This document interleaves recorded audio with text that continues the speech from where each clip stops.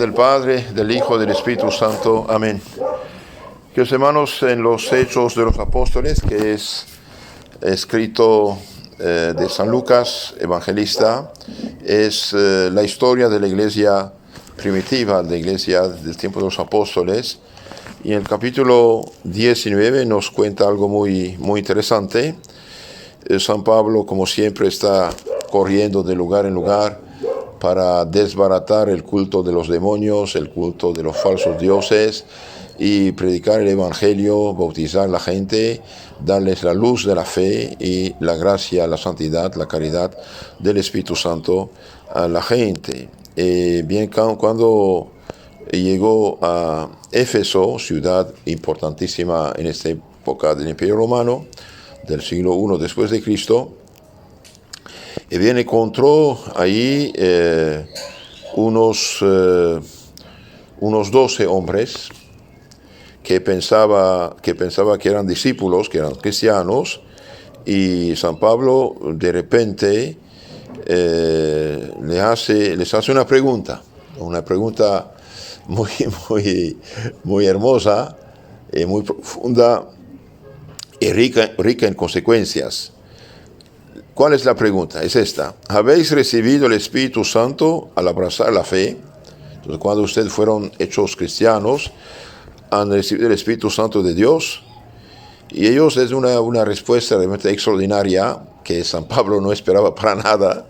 Y bien, ellos contestaron: ni siquiera hemos oído que hay Espíritu Santo. Ay, Dios mío, entonces, ¿qué está pasando? Ni siquiera hemos escuchado que hay Espíritu Santo. Entonces hace otra pregunta: pues, ¿con qué bautismo, les replicó San Pablo, fuisteis bautizados entonces? Ellos contestan: con el bautismo de Juan el Bautista. Entonces, queridos hermanos, aquí es algo muy hermoso, muy interesante. Muy claramente vemos que hay bautismo cristiano y bautismo de penitencia de Juan Bautista. Ellos contestan: fuimos bautizados en el bautismo de Juan. ¿Cuál Juan? Juan Bautista, el precursor del Señor. Ok. Entonces San Pablo va a explicarles: Juan bautizó al pueblo con bautismo de penitencia. Sí bautizó, pero bautismo de penitencia, de arrepentimiento, de conversión, advirtiendo que creyesen en aquel, Jesús, que había de venir después de él, esto es, en Jesús.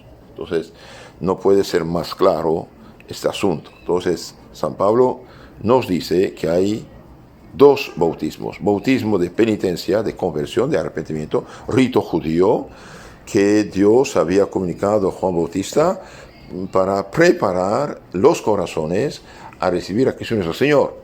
De ahí la palabra precursor del Señor, praecurrore, el que corre delante.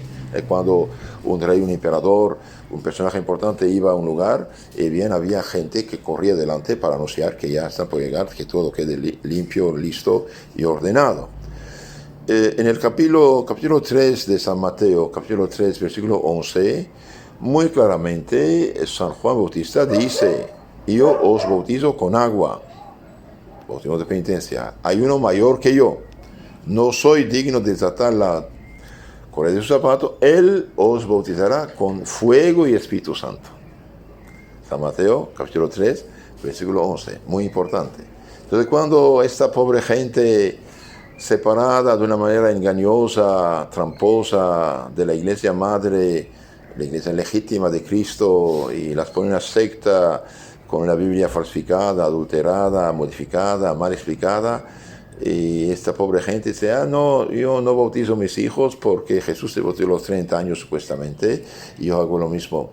No, señor, hay dos bautismos: bautismo de penitencia, rito judío, y bautismo santo, sacramento, instituido por Cristo, que da el Espíritu Santo, la gracia, la santidad, y se da en nombre del Padre, del Hijo y del Espíritu Santo. Ahora, ¿por qué nuestro Señor bajó a las aguas? Bien, para santificar las aguas. Al tocar con su cuerpo santísimo las aguas, va a transformarlas en la materia de nuestro bautismo cristiano, que es santo sacramento. Primero. Y segundo, Jesús, nuestro Señor, baja a las aguas y sube para también para revelar el misterio más importante de la Biblia, que es el misterio de la Santa Trinidad. En efecto, cuando el Señor sale del agua del Jordán, y bien Dios Padre habla, y el Espíritu Santo baja sobre él en forma de paloma.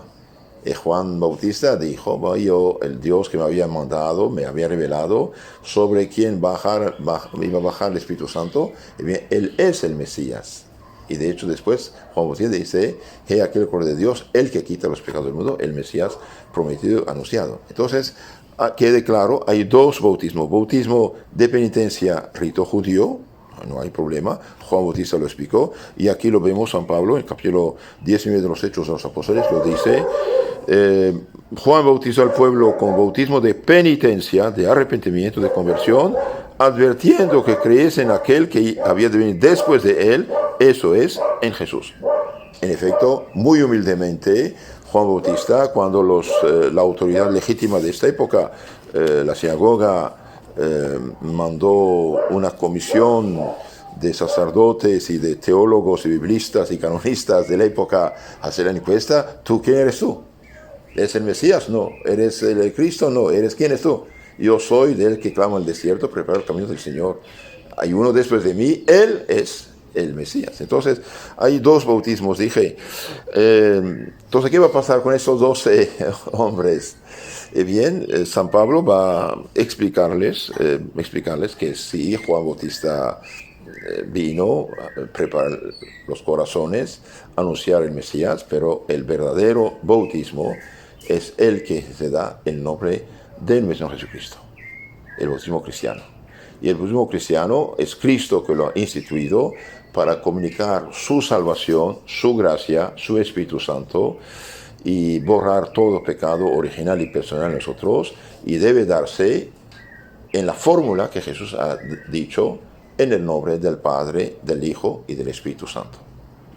Subiendo al cielo el día de la ascensión, capítulo 28 de San Mateo, que dice, va en todo el mundo, como el Padre me envió, yo os mando, predica el Evangelio a todos los pueblos, bautícenlos en el nombre del Padre, del Hijo, del Espíritu Santo, y añade, enseñándoles todo cuanto os he dicho, todo cuanto, no solamente una parte, no solamente unas palabras que nos gustan, todo cuanto os he dicho. Bien, entonces estos hombres buenos, creyentes, van a rectificar, no niegan nada de lo que han recibido, porque estaban en lo correcto, solamente rectificar, completar su formación, y bien, van a bautizarse, oyendo esto, se bautizaron en el nombre del Señor Jesús. Bien, ahora hay unas sectas que dicen, entonces bautizamos en el nombre de Jesús. Sí, hijito, ¿qué significa esto? Significa, bautizamos según el rito de Jesús, según la fe en Jesús, según lo que Jesús ha enseñado. Entonces, ¿qué dijo Jesús? Bauticen en nombre del Padre, del Hijo y del Espíritu Santo. ¿Sí? Entonces se bautizan estos hombres, y después, ¿qué va a pasar? Algo. San Pablo también va a darles el Espíritu Santo, va a confirmarlos.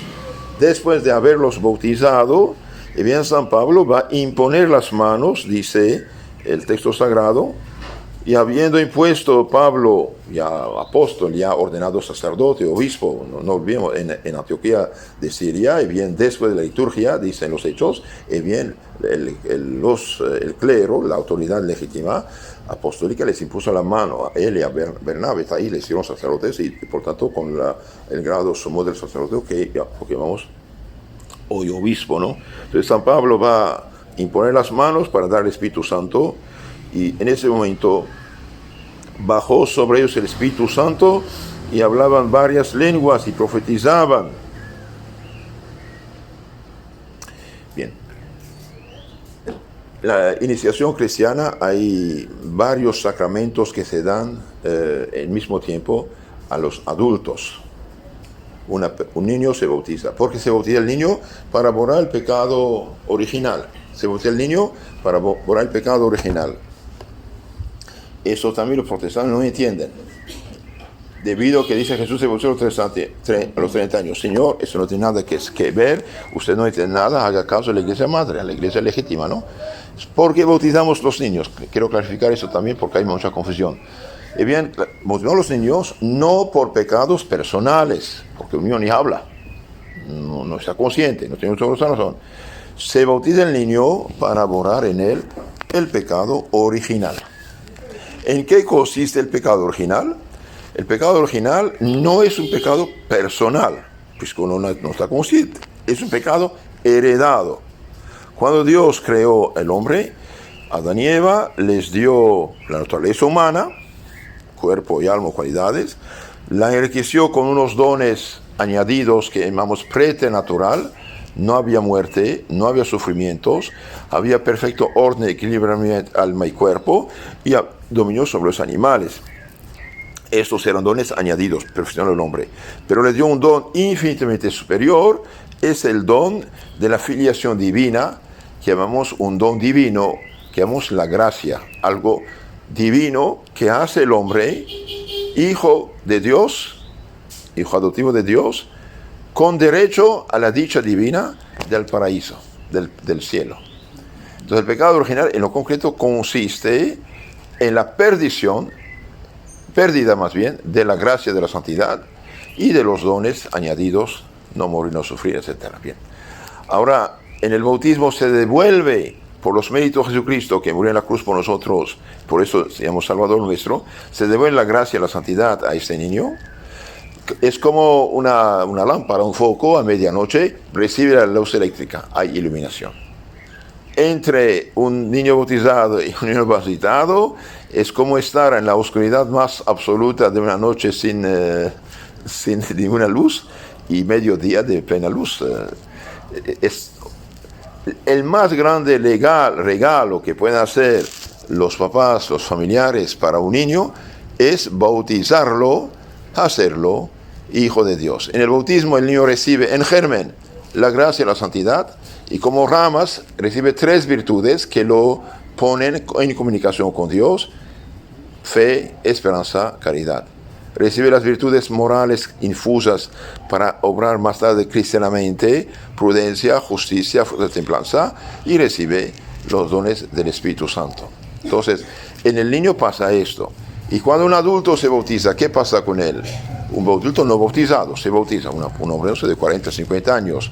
Y bien, cuando se bautiza un adulto, allí se borra no solo el pecado original, también se borran todos los pecados de toda su vida, con tal que haya arrepentimiento. Y si esta persona, supongamos una persona de 80 años, que hizo los crímenes a lo Stalin o a Hitler, se bautiza arrepentido, bien, la gracia borra todo y abre delante de él la puerta del cielo, y si muere va derecho al cielo. Es una indulgencia absoluta y total. Por eso en los primeros siglos hubo una trampa de unas familias cristianas contra las cuales los grandes santos para la iglesia lucharon.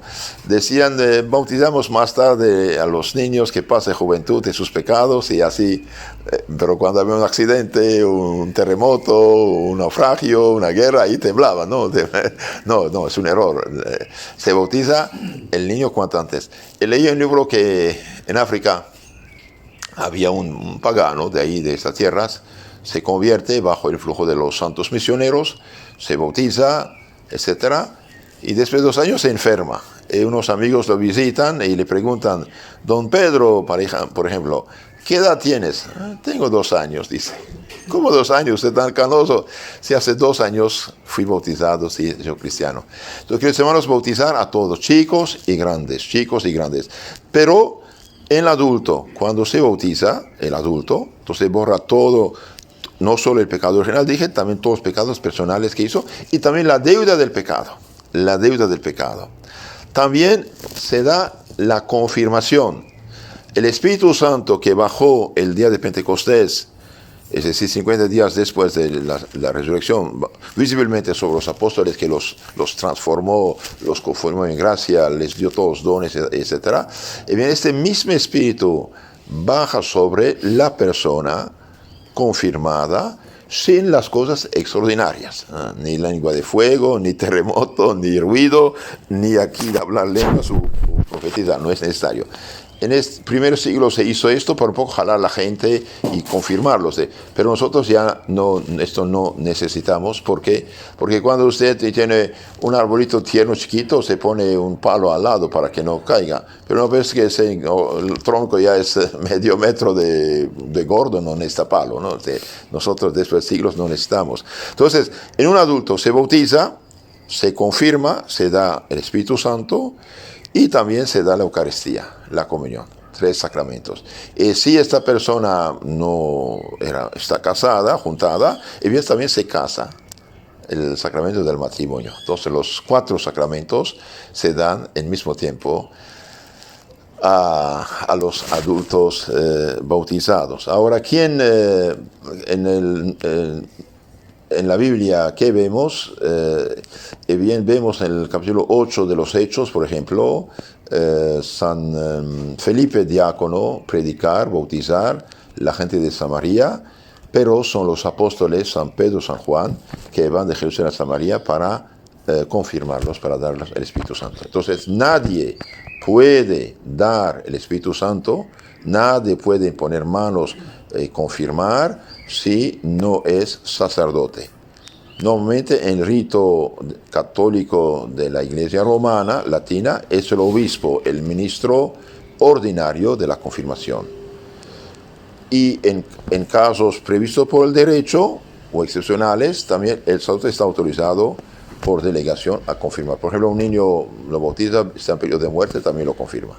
Un día una señora a medianoche toca la puerta de un párroco. Padre, por favor, venga a confirmar. Mi hijo está enfermito. Sí, señora, pero ya lo bauticé, ya es santo, ya es hijo de Dios. Pero padre, no está confirmado. Pero si muere ese niño bautizado, irá derecho al cielo de todo modo. Sí, pero venga a confirmarlo, porque así será más bello en el cielo, más santo. Porque aumenta la santidad recibida, confirma los dones y gracias que ha recibido.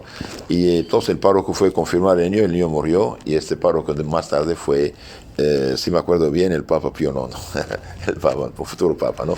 Entonces, excepcionalmente, el sacerdote también, por delegación, sí se confirma. Dije, nadie puede dar el Espíritu Santo si no es sacerdote, o sacerdote mayor, obispo, y hoy cualquiera impone manos y se desmaya y se tuerce y habla lenguas, etc. Cuidado, hijitos, cuidado.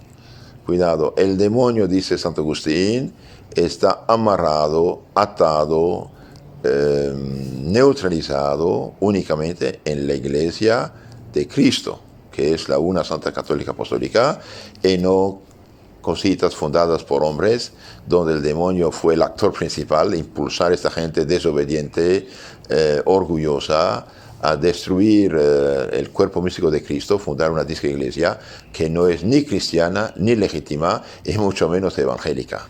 Claro, todas estas sectas se esconden tras la palabra evangelio o cristiano o evangélico, esa bonita palabra, pero Cristo no tiene nada que ver con esto. Son iglesias falsas. Ni siquiera debemos llamarlas iglesias. Los discípulos auténticos de los apóstoles, los que llamamos los padres apostólicos, que fueron los sucesores legítimos, encargados por los mismos apóstoles de continuar la obra de la predicación y defensa del Evangelio. Bien, uno de ellos, por ejemplo, Santo Ignacio de Antioquía, tercer obispo de Antioquía después de San Pedro, martirizado y echado a los leones el año 107 después de Cristo. Bien dice, si alguien se atreve a tergiversar, a cambiar, modificar, adulterar el Evangelio del Dios Altísimo, que sepa que él y los que le hacen caso irán al infierno eterno. No es un juego. Y por gracia hoy estamos en pleno juego. Cualquier pobrecito pretende ser. Claro, el demonio está muy contento incluso de prestar su apoyo y hacer cosas hasta extraordinarias con tal de engañar a la gente. Entonces, resumen de lo que dijimos, San Pablo encuentra en Éfeso unos 12 hombres, le pregunta, ¿habéis recibido el Espíritu Santo al abrazar la fe? Y ellos contestan, ni siquiera hemos escuchado que hay Espíritu Santo. Entonces, San Pablo espantado dice, pero ¿En qué bautismo fueron bautizados? Entonces, el bautismo de Juan. Y ahí rectifica, sí, Juan bautizó, rito judío de preparación, pero hay sacramento, bautismo cristiano, en nombre de Jesús, según la doctrina de Jesús, y ahí va a bautizarlos y después confirmarlos. Aquí no habla de la Eucaristía, pero es la tradición, la transmisión apostólica que hemos recibido para los adultos que se bautizan, se confirman, se casan si están juntados y se dan la sagrada Eucaristía. Ahora, ¿quién es el Espíritu Santo? No es necesario explicar mucho, ustedes lo saben. El Espíritu Santo es Dios. Es Dios. Dios es uno, como el sol. ¿Cuántos soles hay? Uno. En nuestro sistema, ¿no? Es un sol. Y bien, el sol es uno. Sin embargo, el sol, desde que existe, siempre fue fuego, calor y luz al mismo tiempo. El sol nunca existió sin ser fuego, calor y luz al mismo tiempo. Y bien, Dios, desde que Dios existe y Dios es eterno, siempre fue uno y trino. Padre, Hijo y Espíritu Santo. Cuidado, cuando decimos Padre, Hijo y Espíritu Santo, no es así como los dibujos, pinturas presentan el Padre con la barba blanca, hermosa, el Hijo con su cruz a la mano, el Espíritu Santo bajo una paloma. Manera de ayudarnos, ok, pero la Santísima Trinidad es el mismo ser divino, pero en tres realidades que llamamos Padre, Hijo, Espíritu Santo. Dios piensa, le llamamos Padre. Su pensamiento, su sabiduría, su inteligencia, su verbo interior, lo llamamos Hijo, pero inseparable. Por ejemplo, cuando uno piensa y se da cuenta que está hablando dentro de sí mismo, es el verbo interior. Y viene Dios, eso llamamos Hijo. Dios creó con su palabra, con su sabiduría, con inteligencia, todo lo que existe. San Juan dice, capítulo 1, en el principio era el verbo estaba con Dios y el verbo era Dios. Todo lo que se hizo sin Él, con Él, mediante Él, y sin Él nada se hizo lo que existe. Y el verbo se hizo carne, se hizo hombre, se llama Jesucristo. Entonces Dios piensa, le llamamos Padre, su pensamiento, palabra, sabiduría, inteligencia, palabra, verbos, llamamos Hijo, pero cuidado, es una generación intelectual, no es un bebé que nace y después sigue su camino porque papá muera, ¿no? Es interno a Dios mismo. Y por eso cuando el hereje, sacerdote hereje, hinchado de orgullo y rebelde Ario, en los años 318, inventó su herejía diciendo que Cristo no es Dios encarnado, sino es una criatura de Dios. Ahí los lugartenientes, los apóstoles, los obispos, ahí intervinieron y condenaron su herejía. Y finalmente esto terminó con el concilio de Nicea en 325. Ahí se explicitó el credo de los apóstoles. Creo en Dios Padre Todopoderoso, Creador de todas las guerras, de las cosas visibles e invisibles. Creo en Jesucristo, su Hijo, único Señor. Y ahí se explicitó Dios de Dios, luz de luz, engendrado, una generación intelectual eterna, engendrado y no creado, no es una criatura. Consubstancial al Padre, misma substancia divina que el Padre, que por nosotros los hombres se encarnó de la Virgen María, etcétera, etcétera, etcétera. Entonces Dios piensa, Padre, su pensamiento interno, sabiduría, inteligencia, imagen. San Pablo dice, Cristo es la imagen visible del Dios invisible. Se hizo visible entre nosotros. Y Dios Padre e Hijo se aman de un amor infinito. Este amor infinito, bien, del Padre y el Hijo, le llamamos Espíritu Santo. Ahora en el credo se atribuye al Padre la creación. Puede ser un creador de la tierra, pero Dios creó por su palabra y su amor. A Dios Padre se atribuye la creación, a Dios Hijo se atribuye la redención, de Dios Padre por amor da a su Hijo a la humanidad para hacerse hombre y dar su vida en la cruz. Y se atribuye donc al Hijo la redención, la salvación, la cruz. Y la santificación se atribuye al Espíritu Santo. Pero en lo concreto, todo lo que Dios hace es obra fuera de sí. Es obra del Padre, del Hijo y del Espíritu Santo. Es obra de la Santísima Trinidad. Y algo maravilloso para nosotros, Bien, recibimos el bautismo, es decir, la gracia, la filiación divina, el perdón de nuestros pecados, original o personal, todo lo que ven, en nombre del Padre, del Hijo, del Espíritu Santo. Recibimos el perdón de los pecados en el nombre del Padre, del Hijo, del Espíritu Santo. Recibimos todas las bendiciones en nombre del Padre, del Hijo, del Espíritu Santo. Recibimos el Espíritu Santo en la confirmación en nombre del Padre, del Hijo, del Espíritu Santo. Los esposos se casan, sellan su pacto matrimonial en el nombre propietario del Padre, del Hijo y del Espíritu Santo. Entonces, la Santa Trinidad es omnipresente. Y hay un pequeño peligro cuando atribuimos, dije, al Padre, la creación, el Hijo, la redención, el Espíritu Santo, la santificación.